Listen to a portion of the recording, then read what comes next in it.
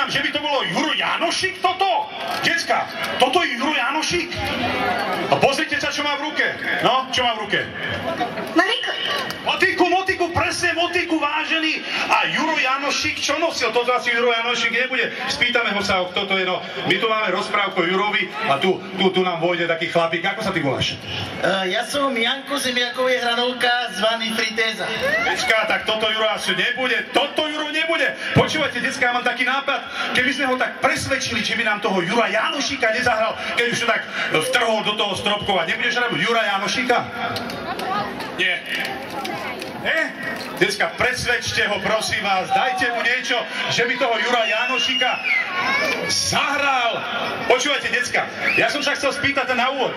Vy hovoríte, že mám motiku a vedeli by ste nám povedať, čo sa niekedy s motikou na Slovensku robilo? Vedeli by si povedať, čo sa robilo s motikou? No, ruku hore, čo sa robilo s motikou? No vidíte, toto je pracovitý slovenský ľud. Nikto tu nevie, čo sa s motikou... Pani, vy budete vedieť, čo sa s motikou? No? Kopalo. Čo sa kopalo? Zemiaky zatlieskať! Vážení, zatlieskať, zemiaky sa kopali, presne tak. Decka, počúvate, ja mám taký nápad. Keď už to toho Jura Janošika nemáme, čo keby sme si tie zemiaky okopali? My potrebujeme takých 10 zemiakových priesad. Poďte sem, 10 detí potrebujeme. Poďte, 10 detí. Poďte, jedna priesada, takto sa postavíme tuto. Za mnou sa budete stávať, takto jedna, druhá, 3, ďalej, 4, 5, ešte 6, 7, poďme 8. Takto sa postavte za sebou sa musíte stavať. Za sebou sa musíte stavať. Že by tá muzika hrala. Takže, vážení, pozrite sa, tu máme zemiakové pole. Ale teraz budem rozprávať. Pýtam sa, hlavy dajte dokopy. Tu sa postavte, hlavy dokopy. A ja sa vás budem pýtať, zemiakové pole na okopávanie pripravené? To musí byť poriadne zemiakové pole pripravené? Takže zemiakové pole pripravené. Janičko, pripravený? Ready. A pozerajte, Slováci, Stropkovčania, ako sa niekedy na Slovensku kopali zemiaky, hlavy dole, ideme na to! Poďme na tie zemiaky!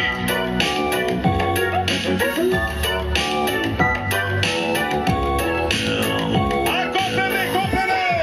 Jestli to je snežný muž, čo sa včera rozmrazil, všetkých vedcov ide z neho poraziť. A kopeme!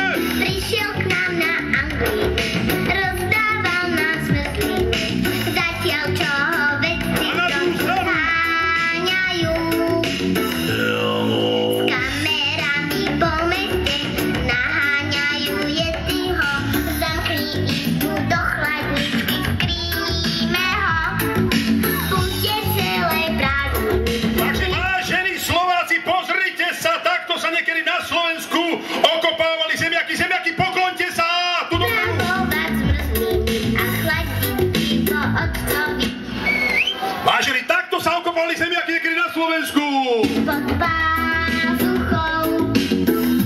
Takže, vážení priatelia Jura Janošíka, oni sú ešte nerozhýbaní do celkosviete, ja viem, to je ešte. Janošíka tu nemáme, ale deti, počúvate, aby som tak skúsil, či by sme ho nepresvedčili. Skúste mu niečo sľúbiť, či by nám nezahral toho Jura Janošíka, no? Čo by si mu sľúbila? Ja by som sľúbila cukrík. Cukrík! Na cukríky neberie, hovorí, že drží dietu na cukríke, ty by si mu čo sľúbil? On tu prišiel s Valaškou, si hovoril s Valaškou? Hej. S Valaškou, ale všetci ste sa báli, ale pozrite sa, normálne, však on má obyčajnú tupú Valašku, pozrite sa, úplnú tupú Valašku, decka, môže chodiť Jura Janošik po zboji s takou tupou Valaškou, môže? Nie. A vedel by niekto nám povedať, s čím sa brúsi taká Valaška? Vedel by niekto povedať? Ty si taká malá? No, poď sem, s čím sa brúsi? Ako sa ty voláš? Predstav sa tu všetkým, no? Nina.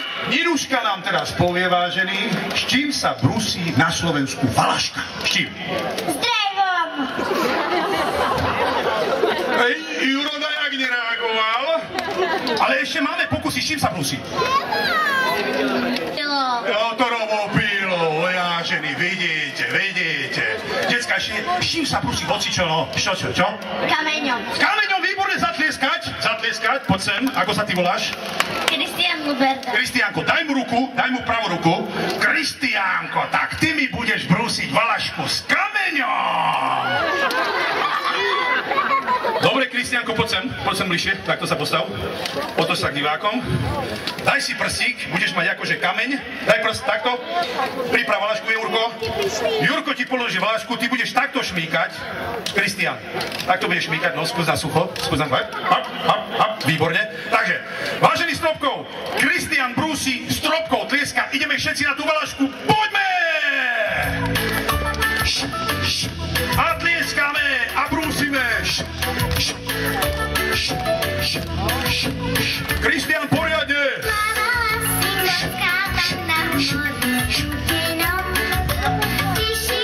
A on to hladká jak frajerku, vážený. To musí pritlačiť poriadne.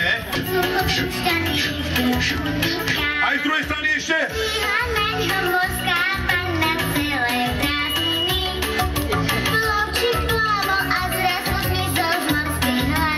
Brúsime pekne.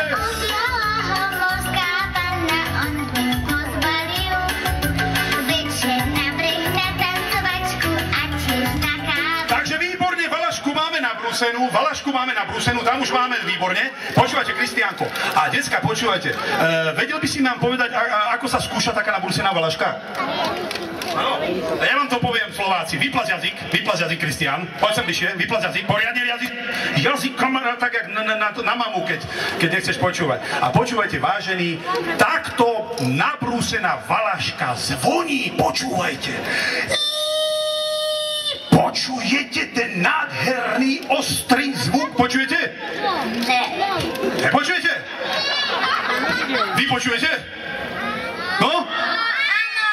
Výborne, ale ja vám teraz poviem veľmi dôležitú otázku. Slovenské deti stropkovské, počúvajte. S čím sa taká, alebo čo sa s takou nabrúsenou valaškou na Slovensku robí? Čo sa robí?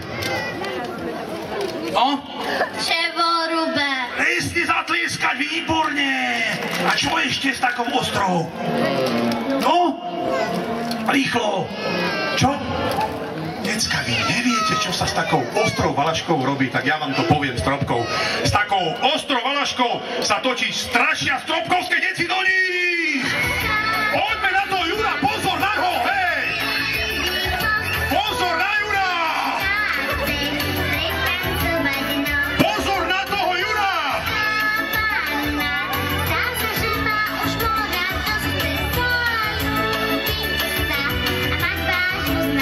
Že by nezarúbal pozor Stropkov, čania!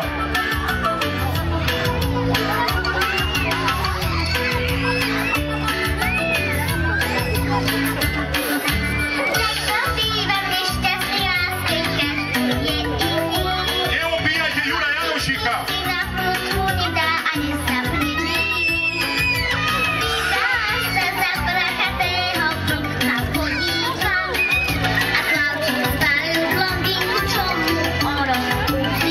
Takže výborne, valašku máme nabrúsenú, decka. Počúvajte, vy vôbec viete, ako ten príbeh s tým Jurom Janošíkom pokračoval? Viete, ako to bolo s tými bohatými a chudobnými? Viete, ako to bolo? No? Kradol peniaze bohatým a dával ich chudobným. Presne takto to bolo v normálnom dejepise, vážení, ale skúste nám toto trošku nerušiť, vážení. Ja viem, že cvičíte, ale ako my hráme. Takže, vážení, presne takto to bolo v normálnom dejepise, ale predstavte si, tento Juro, ja neviem, či na hlavu spadol, či nejaké divé huby pojedol, predstavte si, on sa rozhodol, jak je to na Slovensku zvykom, že bude brať všetkým. Takže, decka, dávajte pozor na žuvačky, dávajte pozor na cukríky a baby na zlaté zuby a peňaženky, lebo Juro Janošík ide po Slovensku zbíjať. Slováci, utekajte! Utekajte, komu je život milý! Nechytaj! Hej! Si chladničky a zmysli, kým sa to druhý vrátil. Ju iba zimu, obaja sú zlodeji, tak to má na tom väčšiu vinu. Takže Stropkov, všetko dobre, krásny zvyšok prázdnin, aby ste počúvali všetko, čo sme povedali. Stropkov, všetko dobre, vranou nad Topľou, zdraví sesterský Stropkov, ahoj! Zazvonil u zlodeja tanga, vyskočil na nich policaj a nasadil im púta, spolu sú zavraždili. Skončilo podľa scenára, skončilo tak, ako skončiť malo. To bol Janošík, William Tell, 2000 bojníkov, Al Capone a stropkovské deti.